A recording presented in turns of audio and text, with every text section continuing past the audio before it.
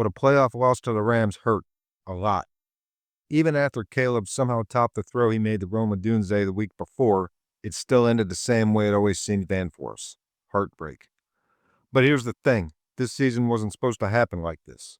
What the Bears did this season was ahead of schedule. Realistically, I was thinking 8 or 9 wins was doable. 10 wins might have been a bonus. I was more looking at this season as Ben Johnson and his coaching staff figuring things out. Caleb getting a fresh start under a guy who would hopefully know how to unlock him, not to mention getting a revamped offensive line to actually give him some protection. What we got was unpredictable and unprecedented. In his rookie year, Caleb showed flashes, especially in some fourth-quarter situations, but this year was historic. 7 fourth-quarter comeback wins. Now, a lot of that can be attributed to Caleb, but as great as he was in those situations, being able to pull those comebacks off like that in the NFL that many times a season just ain't practical, especially the types of comebacks the Bears had to make this year. A lot of these games, Chicago's offense was non-existent in the first half or even 3 quarters. If the defense couldn't force a turnover, then teams were able to march down the field against them very often. That ain't a winning formula, and shit's going to have to change and improve next year or things could get ugly. Fortunately, I believe we got the right guy at quarterback and the right guy to coach and run this ship. After a season together, you got to expect a great synergy between coach and QB for the entire next season. But neither of those guys are without their flaws, and the supporting cast needs to step up next season as well. Rome Odunze was an odd case this season. Yeah, he showed some flashes, but this guy still drops way too many balls. Compound that with Caleb sometimes miss a wide open target by 10 yards, and that shit leads to double-digit deficits going into halftime. And the whole team had drops. The numbers I've seen from Pro Football Reference show the Bears with 29 drop passes, which was 5th worst in the league.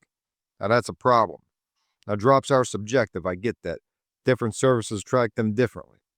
But no matter how you slice it, the Bears were near the top of the league, and you could just see it with your own eyes every Sunday.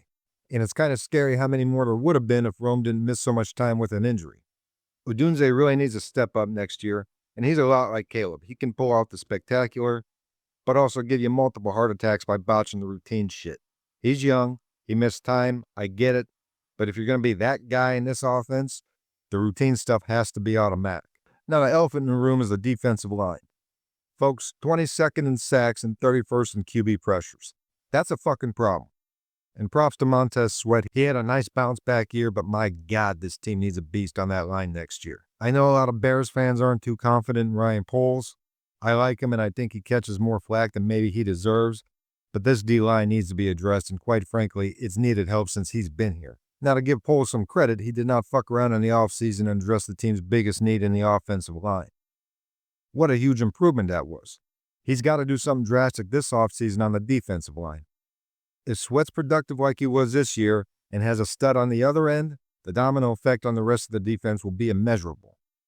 I was not on board with the Bears trading a shitload of draft capital for Myles Garrett or Max Crosby going into this past season. My thinking was that they're not a Myles Garrett away from going to the Super Bowl. Well, my thinking has changed.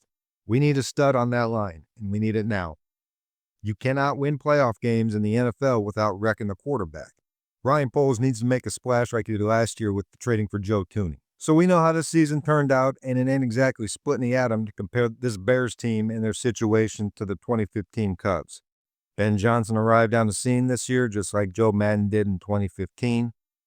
Both guys have been criticized for being too cute at times, but both also had earned the trust and admiration of the players to the point where they would run through a wall for him. John Lester signed with the Cubs in 2015.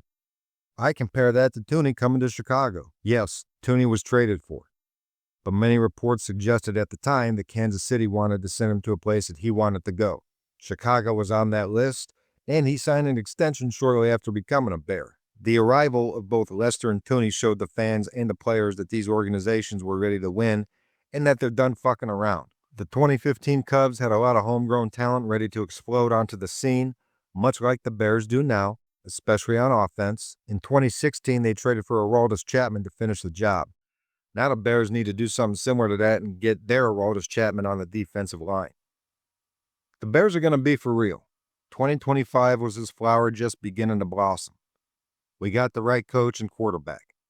Ownership is finally willing to do what's necessary to win fucking championships. The mindset of this organization isn't to find a way to sneak into the playoffs every now and then and hope for the best. It's to win the division every year. It's to be a legit Super Bowl contender for years.